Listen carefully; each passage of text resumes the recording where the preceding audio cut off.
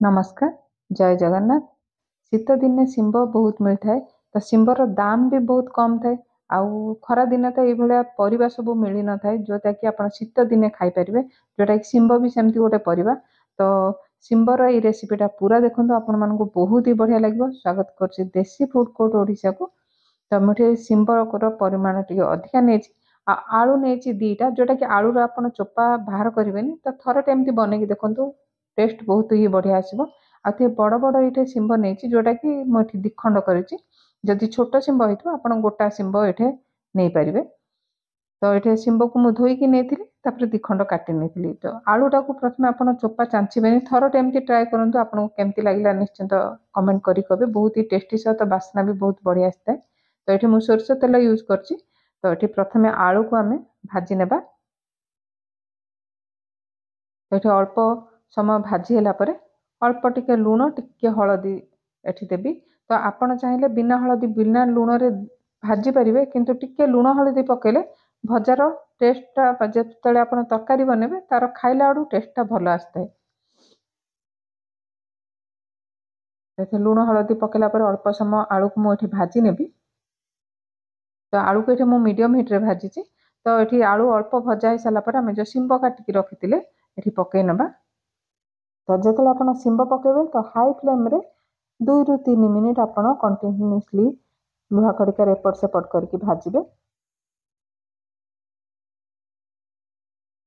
तो एमती भाजवा द्वारा आप बेसर बनेबे तो आपको शिंबर खाइला बहुत ही माने टेस्टा गोटे क्रंची टाइप लगे। आपण शिंबटा बहुत ही बढ़िया लगे। ये 2 ରୁ 3 मिनिट भाजी सारापर देखिपे मो तेल के बंची जाइए। तो ये सबको साइड कर रखले तेल जाक मझे बाहर जापर आम शिंब को बाहर करनबा।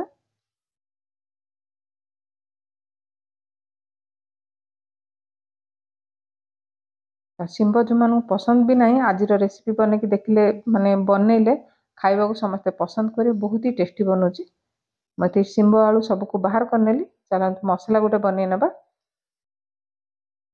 तो ये मु शिंब आलू को चाहिए मसला नहीं आपड़ जी अधिका कम ने से अनुसार ये मसला ने।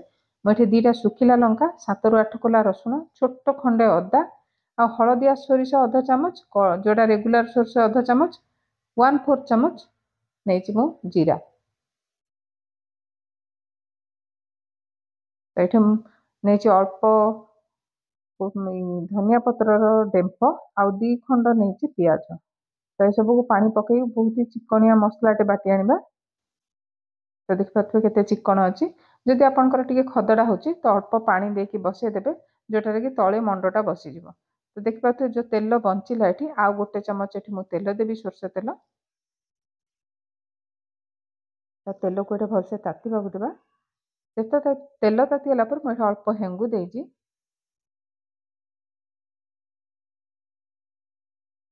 ये बास्ना गोटे सुखिला लंका देजी आ गोटे चामच पंच फुटण देजी। जदि आपंक घरे पंच फुटण नहीं तो जीरा सोरिष को मिक्स करके पकेबे। ना तो खाली मेथी आ कला जीरा को भी आप छुंक दे पारे ता भी बढ़िया बास्ना हम। तो ये फुटण को फुटवा देवा।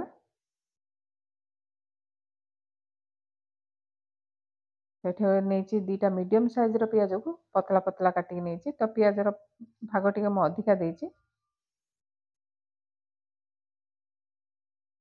तो पियाजर कलर चेंज ला जाए भाजी नेबा।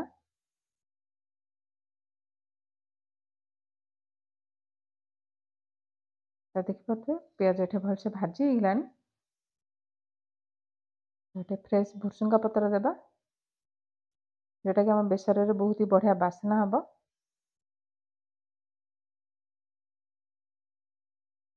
तो ये अध चामच काश्मीर रेड चिली पाउडर आ हलदी गुंड अध चामच देती।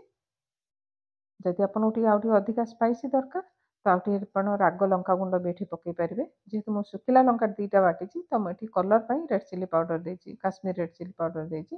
तो ये भलसे भाजी गला आम जो सोरष मसलाटा बाटी ये देदेबा। आईटा देती 2टा गोटा कंचा लंका जोटा कि आपको टे राग दरकार जदि मझे आप भांगी खाई पारे।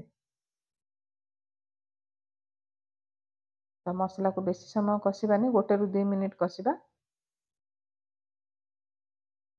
जेहेतु आम आलू आउ भाजिला अल्प लुण देते ताकू चाहिए एठी अल्प लुण देदेबा, स्वाद अनुसार लुण देदेबा। तो मसला टी देख पारे भलसे कषि होगलानी। जार धोईकी मुझे अल्प पानी दे दीजिए, देखिपे अल्प खदा बाहर। आपण भी एमती बसईदेले तलू खदाटा रही। पानी पकेला पर सबको भलसे गोले नेबा। मसला ये भलसे फुटीगला। जो आम भाजिकी रखी शिंब और आलू को ये पकई ना। बहुत ही कम समय लगुच, इजी प्रोसेस और टेस्ट बहुत ही बढ़िया। तो ये जोटा कि देसी टमाटो नुह, मुझे 3टा टमाटो नहीं।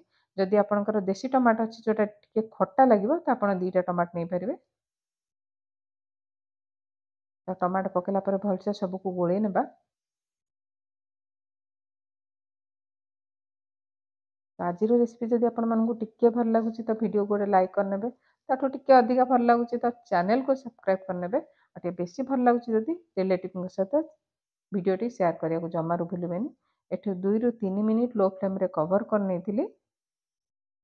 तो देखिए ये आलू भलसे सीझीगला। तो आपन चाहिए ग्रेवी बनई पारे। तो ग्रेवी न बन कि आप थे एमती बनातु, पखाल गरम भात सबुथिरे खाई पारे। बहुत ही टेस्टी बनी थिला। रेसिपीटा निश्चित घरे बनातु। ये कटा धनिया पत्र देची। तो गैस रे आम बंद करनबा। आमर ये शिंब आलूर बेसर बनिकी रेडी होगा खाइबापी।